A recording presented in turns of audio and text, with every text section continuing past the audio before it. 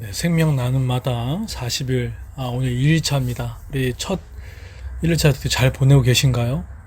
다소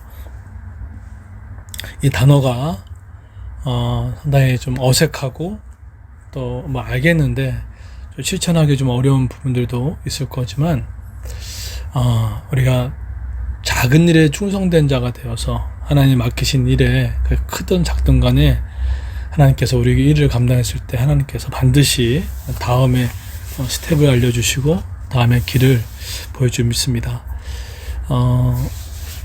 크게 보면 우리가 하나님의 계획에, 하나님의 꿈에 하나님이 우리를 동참시켜 주신 거거든요. 그러한 명예로운 특권을 갖고 내가 있는 자리에서 우리 일들을 잘 감당했으면 좋겠습니다. 특별히 이번 주 금요일까지는 우리 제 생명의 이름, 우리 2차 명단을 우리 직임을 통해서 우리 제출해 주시고, 오늘도 교사 모임에 또 부르짖을 겁니다. 그리고 또 금요 기도회 때 한번 이렇게 가정별로 단합하는 의미로 함께 나와서 부르짖는 시간 되었으면 좋겠습니다. 그리고 우리 처음에는 다 이렇게 하던 거를 안 하셨을 때 이렇게 갈등이 있거든요. 몸이 좀 편해진 것도 있기 때문에. 근데 그런 걸 조금만 이기면 영적으로 즐기게 됩니다. 신앙이라는 것은 하나님이 우리가 주실 때 그냥 단순히 괴롭히려고 주신 게 아니라 우리의 행복과 우리의 풍성함을 위해 주신 것입니다. 근데 잘 활용해야 될 거 아니에요. 그래서 그 습관과 틀을 만드는 시간이라고 생각하시고, 이번에 처음 운동할 때 왜 이렇게 몸이 이렇게 굳어 있잖아요. 근데 그것을 우리가 일주일 동안 잘 몸을 풀고 동참했으면 좋겠습니다. 영적으로나 정서적으로, 체력적으로 반드시 큰 은혜가 있을 줄 믿습니다. 저는 믿습니다. 오늘 두 번째 시간 가운데 지난주 주일 설교와 오늘 큐티 말씀이 이제 연결이 됐습니다. 그래서 오늘 좀 다른 각도로 이 본문의 말씀을 좀 보겠는데요. 사실은 지금 이제 야곱의 20년 동안의 라반의 밑에 있을 때 위기가 닥쳤습니다. 사실 근데 이 위기가, 여러분 성경을 묵상하다 보면 있지만은 한순간에 일어났던 것은 아니겠죠. 왜냐하면 자신의 유사 상속에 대한 n분의 1에 뺏긴 것에 대한 라반의 아들들의 이런 시기 어린 질투와 생명을 위협하는 이 정도의 분위기면 아마 오래전부터 마음을 품고 있었을 겁니다. 이제 그것이 골마서 이것이 더 커졌던 거죠. 사실 앞장에서 보게 되면 라반은 결혼 지참금 명목으로 14년 동안 그 야곱을 정말 수없이 괴롭혔죠. 임금도 안 주고. 그럼에도 불구하고 오늘 1절에 보게 되면 이 모든 재물을 모았다라고 한 거 보면은 하나님께서, 그럼에도 불구하고 하나님께서 이 부의 증식을 주셨던 것입니다. 근데 그것에 대해서 7절에 잘 설명하고 있어요. 그대들의 아버지가 나를 속여 품삯을 10번이나 변경하였느니라. 그러나 하나님이 그를 막으사 나를 해치지 못하게 하셨다. 이게 야곱이 했던 거예요. 그러니까 14번 정도, 10번 정도 계속 속였잖아요. 그러면 우리가 손해보고 당할 것 같은데 하나님께서 그걸 막아주셔서 오히려 해치지 못하게 만드셨다는 거예요. 오히려 부욕해 하셨던 하나님을 보게 됩니다. 여러분, 우리의 직장, 우리의 재정, 우리의 삶은 누가 지키십니까?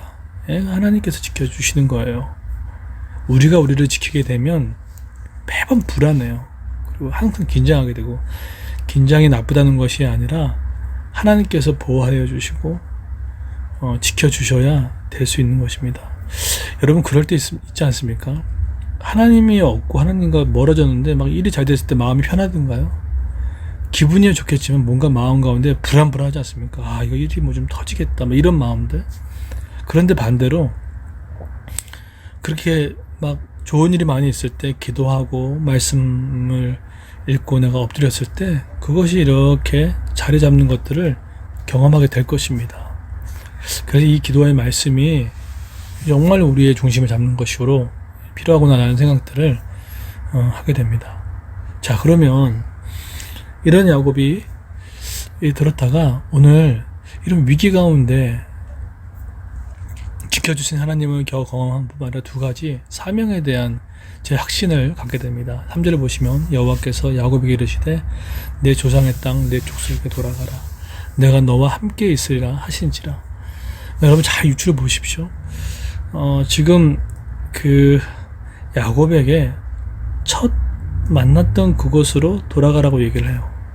그때 하나님께서 야곱을 통해서 자손이 많아질 것이고 땅의 후손을 좋아해 주시고 너를 통하여서 많은 자손이 복을 받을 것이다. 사실은 그런데 여기서는 그렇게 할 수 없는 곳이겠죠. 땅도 라반의 땅이고 후손도 아직은 없고 그리고 너를 위해 복을 받는데 뭐 영향을 미칠 수 있는 상황이 아니고 그래서 하나님이 새로운 원래 있던 장소에서 새로운 곳으로 사명지를 바꿔주셨던 거죠. 근데 그것을 뭘로 사용했다는 겁니까? 갈등이라는 요소로 사용하셨다는 거예요.